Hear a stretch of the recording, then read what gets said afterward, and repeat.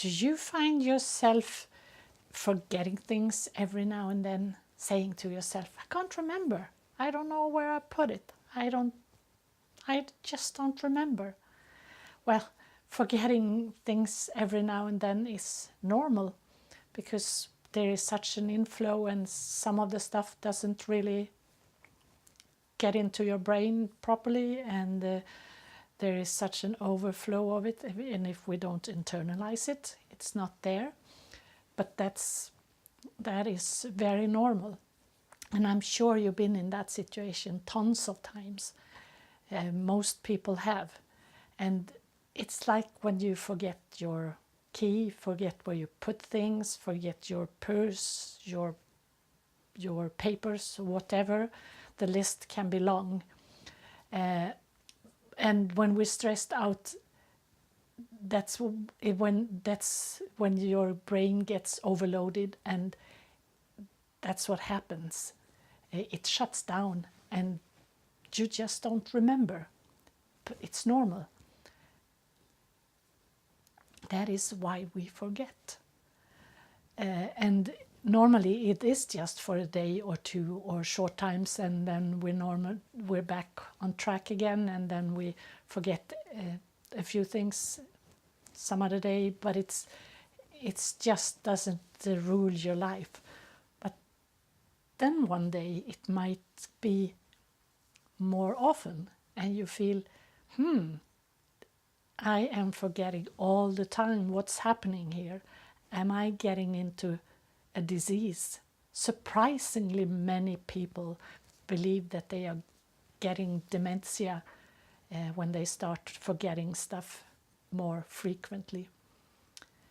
And of course, if you are 65 plus years, the likelihood is a little bit higher for you than if you are below 65 plus. But it's not, I would say that most people forgetting things also above 65 are just stressed out.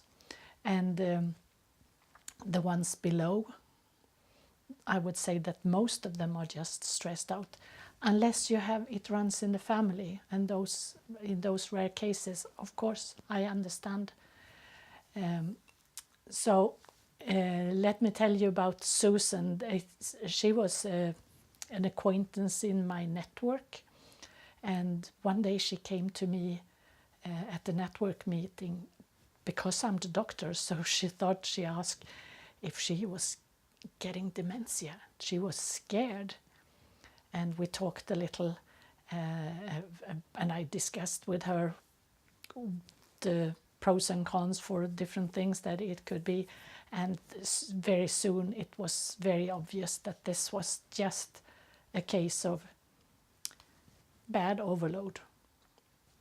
Because what she had been doing for the time before, she had been sleeping less and less because she had so much to do. And she thought that if she could sleep less, then she would have more time to work. That's really what she thought. And boy, did she fool herself. Sleep is the time when the brain organizes new impressions, and we need it badly. Otherwise, we get sick.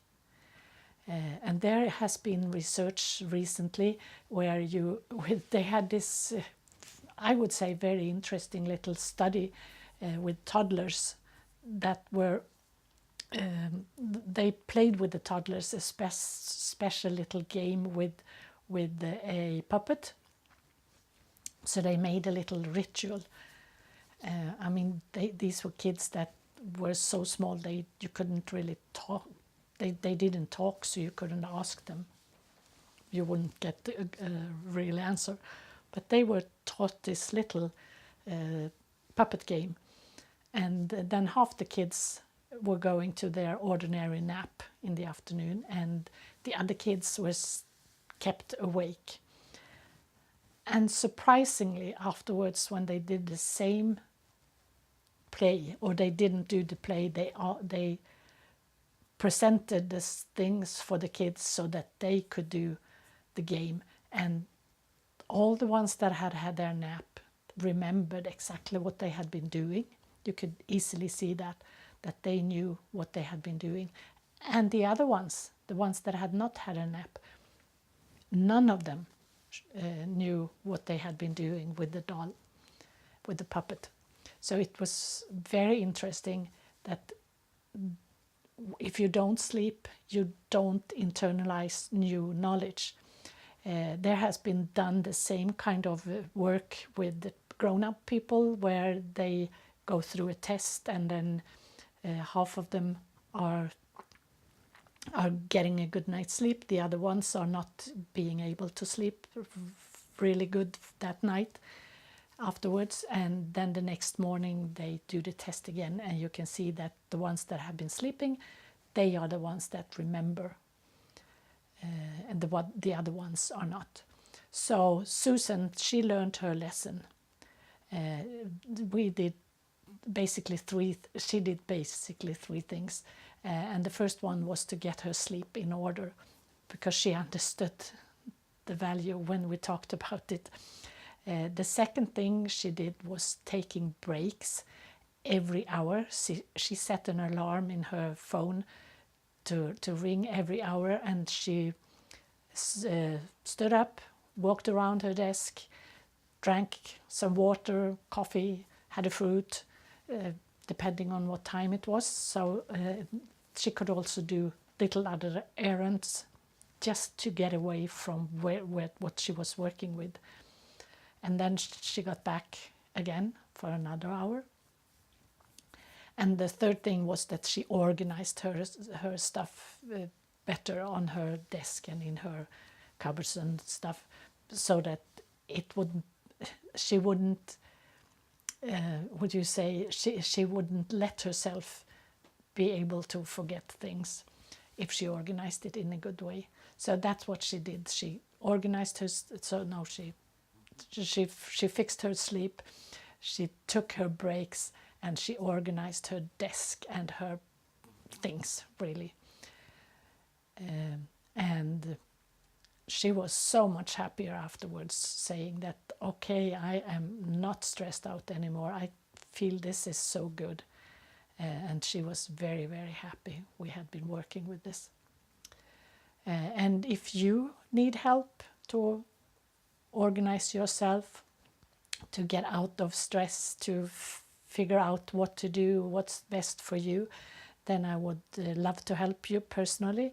And if you click the link below, you can book a 30-minute free call where we discuss your situation, where you are, and what help you need.